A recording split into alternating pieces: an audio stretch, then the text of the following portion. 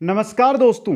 रीट एवं शिक्षक grade second भर्ती के लिए हम देख रहे थे शिक्षा मनोविज्ञान। आज हमारी रहेगी ये क्लास नंबर 27। दोस्तों क्लास नंबर जो 26 थी हमारी, उसके अंदर हमने बुद्धि है, इसके परिभाषाएं, विशेषताएं, बुद्धि के प्रकार, इसी के साथ बुद्धि के जो सिद्धांत है उनके बारे में अध्ययन कर लिया था। आज की जो हमारी क्लास रहेगी बुद्धि की, इसके अंदर बुद्धि परीक्षण और बुद्धि लब्धि के बारे में है जो देखने वाले हैं। इंपॉर्टेंट क्लास रहेगी आपकी, बहुत ही अच्छी क्लास रहेगी, इसलिए अंत तक सभी साथी बने रहें। एक बार सभी साथी वीडियो को लाइक, शेयर और जो नए साथी है चैनल को सब्सक्राइब करें।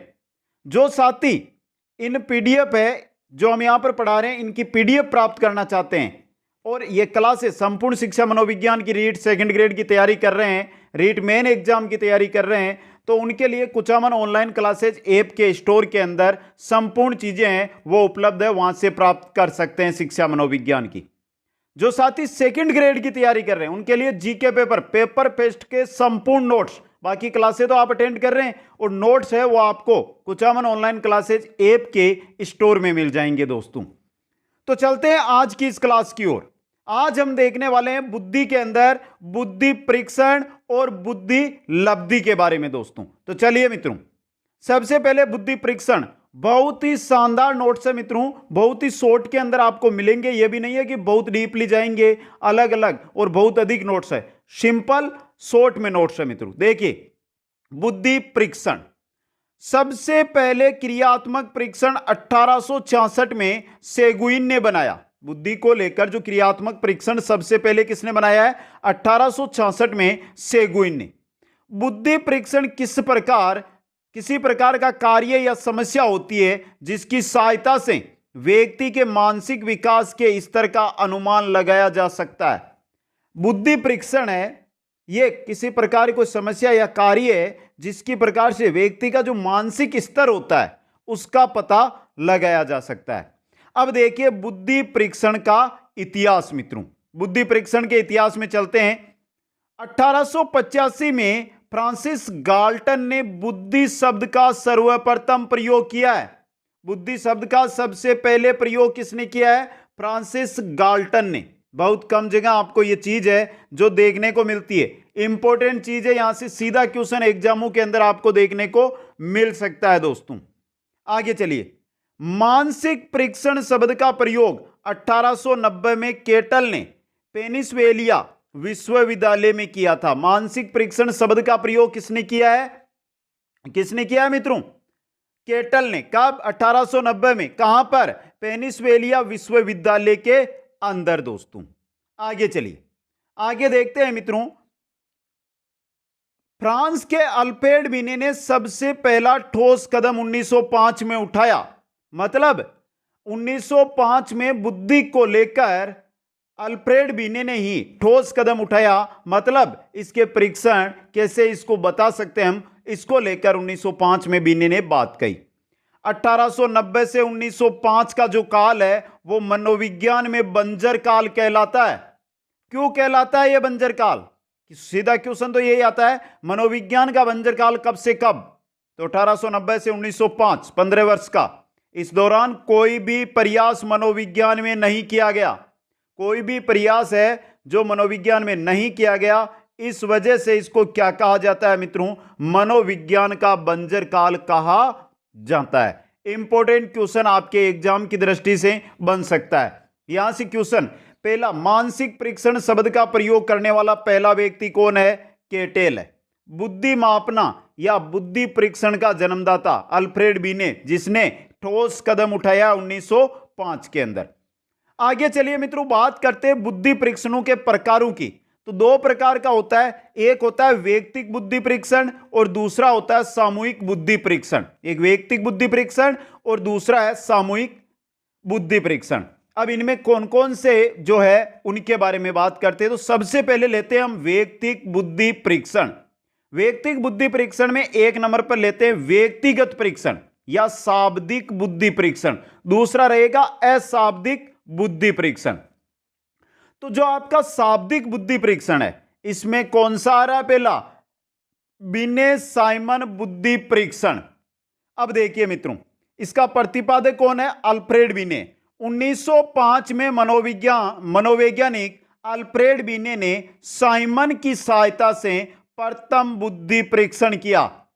तो बीने साइमन बुद्धि परीक्षण का प्रतिपादक अल्फ्रेड बीने, सहयोगी है साइमन। इंपॉर्टेंट क्वेश्चन है जो आपके एग्जाम के अंदर बन सकता है दोस्तों।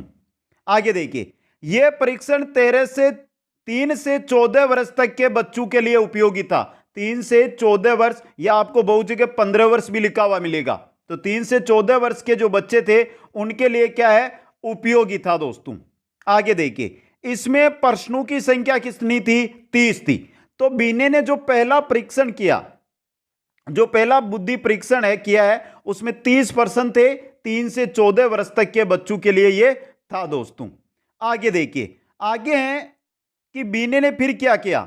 बीने ने फिर किया, यहां पर देखिए, बीने साइमन बुद्धि परीक्षण में पहला संशोधन 1908 में, दूसरा संशोधन 1911 में, समझिए मित्रों, दिया 1905 में, पहला संशोधन 1908 में, दूसरा संशोधन 1911 में।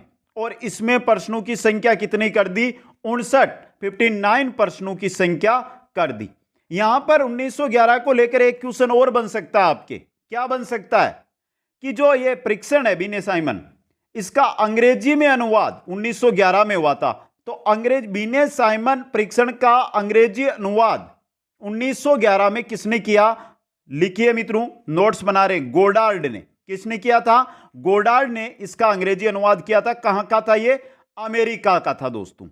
आगे चलिए, 1908 में लिपोर्ड बियर्स ने मानसिक स्वास्थ्य शब्द का प्रयोग किया है। तो मानसिक स्वास्थ्य शब्द का प्रयोग किसने किया? सबसे पहले किसने? लिपोर्ड बियर्स ने 1908 के अंदर। यह क्वेश्चन भी एग्जाम की दृष्टि से इंपॉर्टेंट है दोस्तों। अब बात आती है कि जो बीने साइमन परीक्षण है, यह भारतीय अनुकूलन किसने किया? यह भी क्वेश्चन बन सकता है। तो लिख लें जो साथी लिख रहे हैं, किसने किया था? वी कामत ने। किसने किया था? वी कामत ने। अब यह बात भी कब किया? 1935 में। कब किया था? 1935 के अंदर। यह था बीने साइमन बुद्धि परीक्षण। आगे चलिए, दूसरा जो व्यक्तिगत है या शाब्दिक बुद्धि परीक्षण है, उसमें आता है स्टैनफोर्ड बीने परीक्षण। स्टैनफोर्ड बीने परीक्षण प्रतिपादक कौन है? टर्मन। कब दिया? 1916 में। 1916 में। इसमें जो प्रश्नों की संख्या थी वो कितनी थी? 90 थी। बीने ने पहले 30 बताई, फिर तीसरा संशोधन 1911 में किया तो 59 क्वेश्चन कर दिए। अब जो टर्मन लेकर आया है स्टैनफोर्ड बीने परीक्षण, उसमें प्रश्नों की संख्या कितनी कर दी है? 90 कर दी गई है मित्रों। अब देखिए 90 प्रश्न आपके सामने। यह 2 से 14 वर्ष के बच्चों के लिए उपयोगी था, परंतु संशोधन के बाद आयु वर्ग 2 से 22 वर्ष कर दिया गया। समझना मित्रों, इसमें जब यह स्टैनफोर्ड बीने परीक्षण बना टर्मन के हाथों, तो इसमें 2 से 14 वर्ष के बच्चों के लिए उपयोगी था। लेकिन जब संशोधन इसमें किया गया तो इसमें उम्र है 2 से 22 वर्ष कर दी गई दोस्तों। प्रश्न कैसे थे? ऋतु की समझ पर आधारित प्रश्न या किसी पशु पक्षी की जांच के प्रश्न है, जो इसमें 90 प्रश्न थे दोस्तों। आगे देखिए मित्रों, आगे हैं 1916 में अमेरिका में स्टैनफोर्ड विश्वविद्यालय में टर्मन की अध्यक्षता में बीने साइमन परीक्षण में संशोधन कर प्रश्नों की संख्या 90 कर दी गई और इसका नाम है जो स्टैनफोर्ड बीने परीक्षण या टर्मन बुद्धि परीक्षण रखा गया दोस्तों। पहले बीने साइमन परीक्षण, अब क्या कर दिया गया? स्टैनफोर्ड बीने परीक्षण। कब किया गया है? 1916 के अंदर। इंपॉर्टेंट क्वेश्चन है ये। कहां पर? स्टैनफोर्ड विश्वविद्यालय के अंदर। 2003 में 5वां संशोधन रॉयड द्वारा किया गया। यह परीक्षण 3 से 16 वर्ष के बालकों के लिए। पहला देखिए बीने, जो पहला हमारा बीने साइमन परीक्षण आया, पहला दिया, दूसरा संशोधन हुआ, फिर उसमें तीसरा 3 हो गए, फिर चौथा इसके अंदर जो आपके सामने स्टैनफोर्ड बीने परीक्षण है, यह चौथा हो गया, और 5वां संशोधन यह है आपके सामने 2003 के अंदर। आगे देखिए, आगे है भारत में बीने साइमन बुद्धि परीक्षण में इलाहाबाद मनोविज्ञान शाला में संशोधन किया गया। भारत में doctor Somanlal, doctor Jalota, Chandramohan Bhatia, doctor Lajja Shankar आदि ने विभिन्न बुद्धि परीक्षणों का क्या किया है, निर्माण किया है। जिनके बारे में भारतीय बुद्धि परीक्षण है वो हम संवेगात्मक बुद्धि के साथ देखेंगे। एक अभी टॉपिक बचा है ना बुद्धि का, संवेगात्मक बुद्धि, उसके साथ दोस्तों। आगे चलिए, आगे आती है वेसलर बुद्धि परीक्षण मापनियां। यह भी बहुत इंपॉर्टेंट है दोस्तों, पूछी जा सकती है।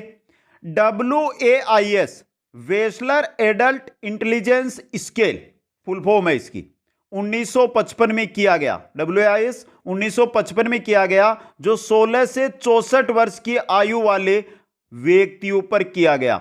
इसमें 6 शाब्दिक व 5 अशाब्दिक भाग होते थे। कुल 11 भाग थे, जिनमें से 6 शाब्दिक थे, 5 अशाब्दिक थे।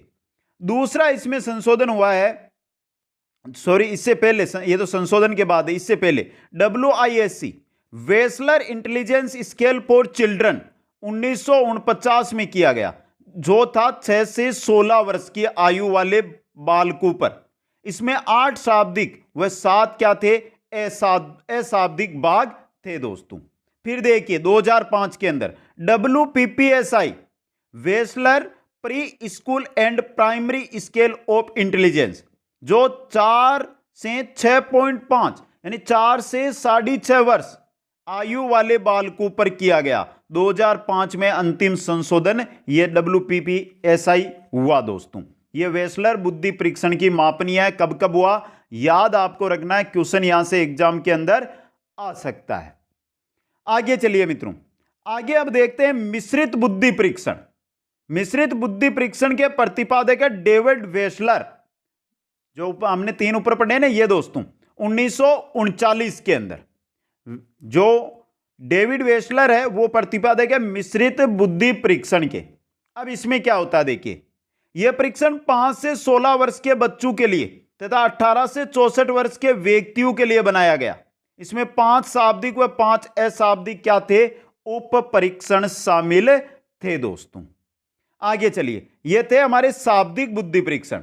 अब आते हैं अशाब्दिक बुद्धि परीक्षण, जिनमें पहला आ रहा है आपका पार्टियलस भूल भुलैया टेस्ट। हम तो सीधा ही पढ़ते हैं भूल भुलैया टेस्ट या भूल भुलैया बुद्धि परीक्षण। दिया है पार्टियलस ने, HD पार्टियलस ने, तो उन्होंने नाम जोड़ दिया पार्टियलस भूल भुलैया परीक्षण टेस्ट या परीक्षण। देखिए प्रतिपादक है SD पोर्टियस या पार्टियलस, कोई भी नाम आपको मिल सकता है। कब दिया, 1924 के अंदर, 1924 में। 3 से 14 वर्ष तक के आयु के बालकों के लिए यह क्या था, बुद्धि परीक्षण था। 3 से 14 वर्ष, लेकिन था कैसे, अशाब्दिक था दोस्तों ये। आगे देखिए नेक्स्ट आ रहा है हमारे को ब्लॉक डिजाइन परीक्षण। को ब्लॉक डिजाइन परीक्षण प्रतिपादक दिया कब है, 1923 में। प्रतिपादक है SC को, प्रतिपादक कौन है, SC को, दिया 1923 में। इसमें 10 कार्ड होते हैं जिन पर बनी डिजाइन को देखकर ब्लॉक बनाए जाते हैं, जिन पर बनी डिजाइन को देखकर ब्लॉक बनाए जाते हैं। अब मित्रों 10 कार्ड है, 10 कार्डों के माध्यम से 16 ब्लॉक बनते हैं इसके अंदर। प्रथम 5 कार्ड में 2 मिनट का समय और अंतिम 5 कार्ड में 3 मिनट का समय इसमें दिया जाता है। अब ब्लॉक कितने बनाने पड़ते हैं, 16 ब्लॉक कुल इसके अंदर बनाए जाते हैं दोस्तों।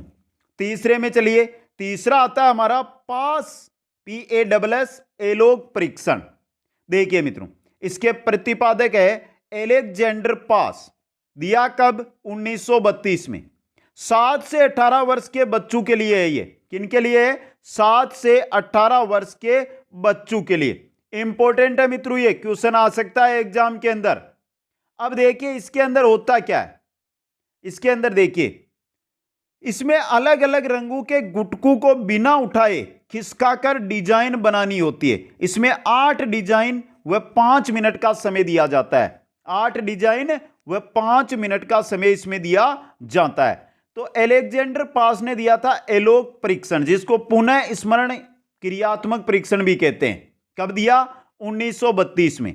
कार्ड कितने थे इसके अंदर, कुल कार्डों की संख्या नहीं बताइए ना, कुल 9 कार्ड डिजाइन कार्ड थे मित्रों, जिनको इधर से उधर खिसकाकर क्या बनानी रहती है, डिजाइन बनानी रहती है। 7 से 18 वर्ष के बच्चों के लिए ये इंपॉर्टेंट है दोस्तों।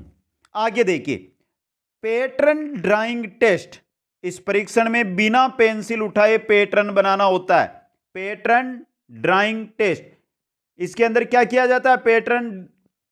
पैटर्न ड्राइंग टेस्ट के अंदर बिना पेंसिल को उठाए कोई भी पैटर्न, कोई भी डिजाइन बनानी रहती है। या स्मृति अंक विस्तार परीक्षण, इस परीक्षण में परीक्षार्थियों के सामने मौखिक रूप से संख्याएं बोली जाती है। सुनने के बाद परीक्षार्थी को उसी क्रम में संख्या बतानी होती है दोस्तों। इसके अलावा अगर हम देखें अशाब्दिकों के अंदर तो हमारे आता है मिनीसोटा पूर्व स्कूल पेन स्केल। मिनीसोटा पूर्व स्कूल स्केल जो 5 से 18 वर्ष के बालकों के लिए है, मिनीसोटा ने इसका प्रतिपादन किया था, यह इंपॉर्टेंट है।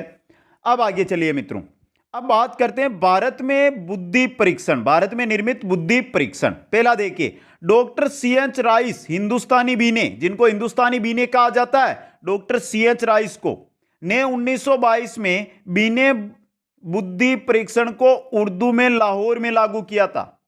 जो बीने का बुद्धि परीक्षण था, बीने साइमन बुद्धि परीक्षण, 1922 में क्या कर दिया उसको उर्दू में, लाहौर के अंदर। SM मोहसिन ने 1930 में हिंदी भाषा में प्रथम बुद्धि परीक्षण बनाया है। मोहसिन ने 1930 में हिंदी भाषा में बुद्धि परीक्षण बना दिया। आगे देखिए मित्रों, आगे है भाटिया निष्पादन बैटरी परीक्षण, जो एग्जामों में पूछा जाता है। भाटिया निष्पादन बैटरी परीक्षण, देखिए मित्रों इनके बारे में, भाटिया निष्पादन बैटरी परीक्षण के बारे में देखिए। CM भाटिया, अब पूरा नाम पूछ ले तो चंद्रमोहन भाटिया है दोस्तों, ने 1955 में कुछ विदेशी व स्वनिर्मित परीक्षणों को मिलाकर एक बुद्धि परीक्षण बनाया दोस्तों। अब बाहर से किस किस को लिया? कोबलोग डिजाइन परीक्षण को लिया, पासेलोग परीक्षण को लिया, पैटर्न जो ड्राइंग परीक्षण है उसको इन्होंने लिया। इनको क्या किया? शामिल किया दोस्तों। यह परीक्षण व्यक्तिगत, अशाब्दिक व गतिक परीक्षण थे दोस्तों। ये 11 से 16 वर्ष के बच्चों के लिए हैं। इनमें कोबलोग, एलेक्जेंडर का पास, आकृति रचना, चित्र रचना, तात्कालिक स्मृति परीक्षणों को इन्होंने क्या किया था? शामिल किया था दोस्तों। अब देखिए, डॉक्टर S जालोटा ने 12 से 16 वर्ष के बालकों के लिए साधारण मानसिक योग्यता परीक्षण प्रतिपादित किया था। जालोटा ने, किसने? डॉक्टर S जालोटा ने क्या किया था? साधारण मानसिक योग्यता परीक्षण प्रतिपादित 12 से 16 वर्षों के लिए। यह थे भारत में निर्मित। और हम देख रहे थे इतनी देर, जो बुद्धि परीक्षण इतनी देर हम देख रहे थे वो थे व्यक्तिगत। अब देखेंगे हम सामूहिक बुद्धि परीक्षण। सामूहिक बुद्धि परीक्षण के अंदर पहला जो बुद्धि परीक्षण आ रहा है मित्रों, वो हमारे आ रहा है, देखिए पहले यहां पे थोड़ा सा, सामूहिक बुद्धि परीक्षण। समूह परीक्षण में एक समय में पूरे समूह पर परीक्षण प्रसारित किया जाता है। समूह परीक्षण के अंदर जो समूह है उसका एक साथ परीक्षण किया जाता है। इसमें प्रश्नों का उत्तर निश्चित होता है और वैधता भी इसमें क्या है? पाई जाती है दोस्तों। अब देखिए, इनमें पहला है सामूहिक शाब्दिक बुद्धि परीक्षण।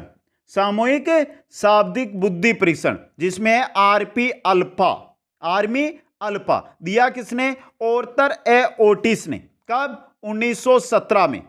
गणितीय संबंधी समस्याएं, सामान्य ज्ञान से संबंधित समस्याएं, शब्दों का संबंध आदि परीक्षण होते हैं। यह किनके लिए है? यह शिक्षित व्यक्तियों के लिए दिया गया।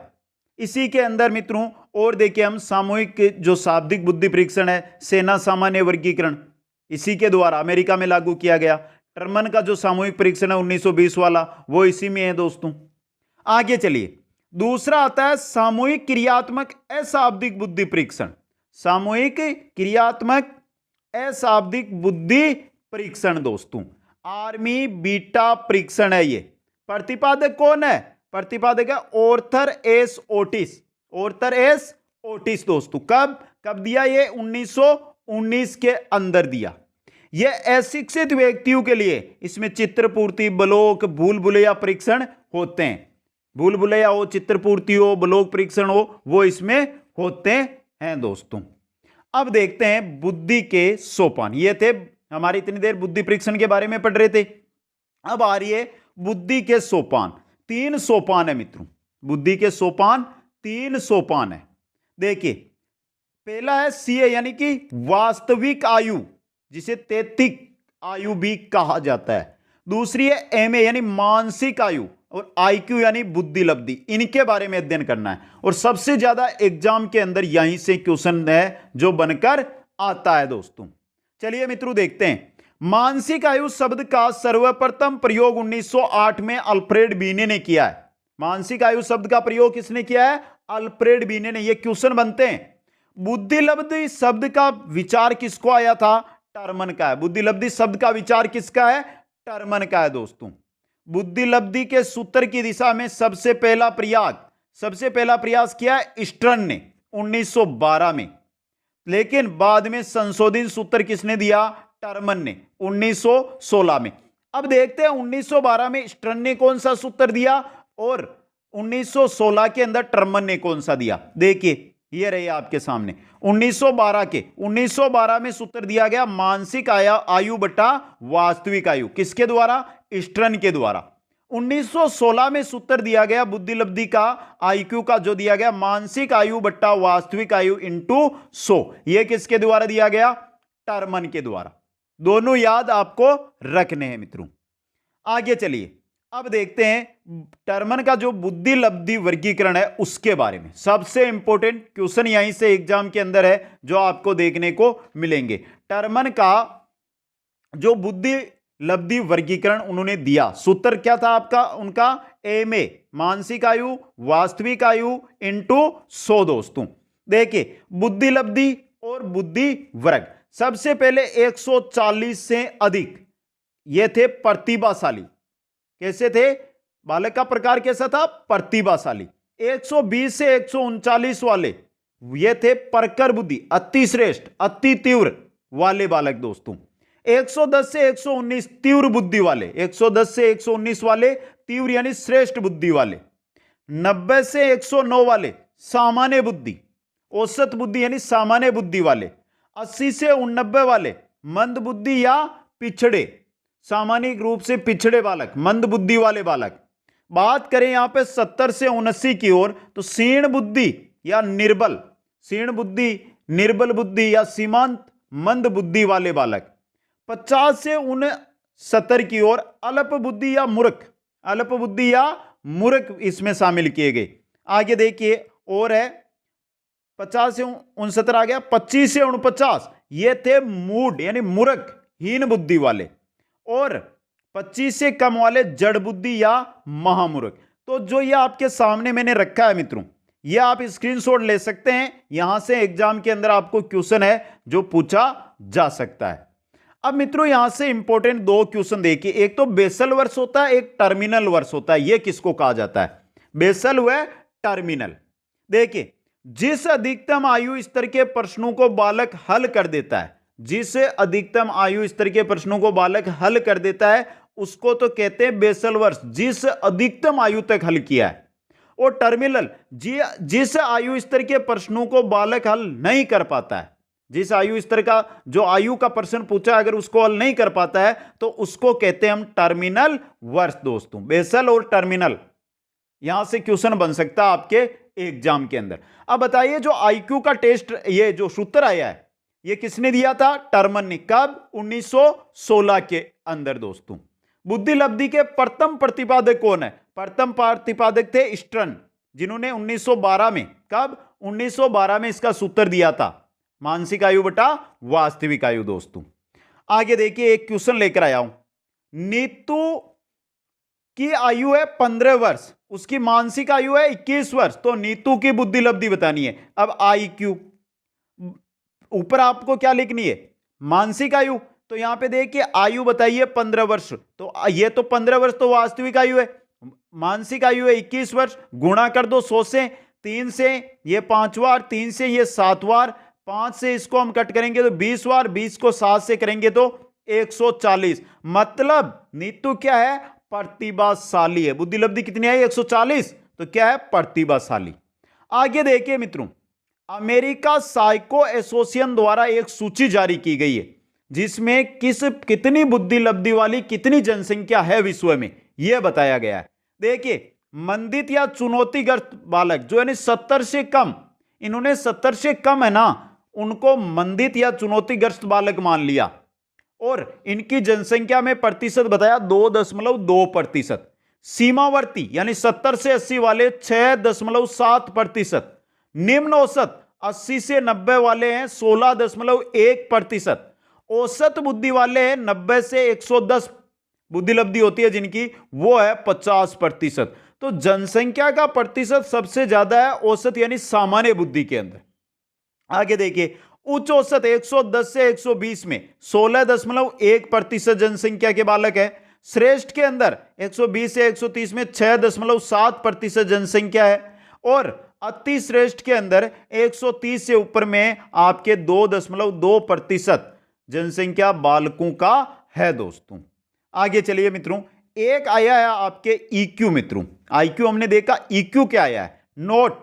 नील भट्ट ने अपनी पुस्तक बैकवर्ड चाइल्ड में शैक्षिक लब्धि ईक्यू यानी कि एजुकेशनल क्विंटेंट का परिचय दिया। बताया कि वे बालक जिनकी 85 से कम हो वह पिछड़े बालक होते हैं। सूत्र दिया इन्होंने ईक्यू।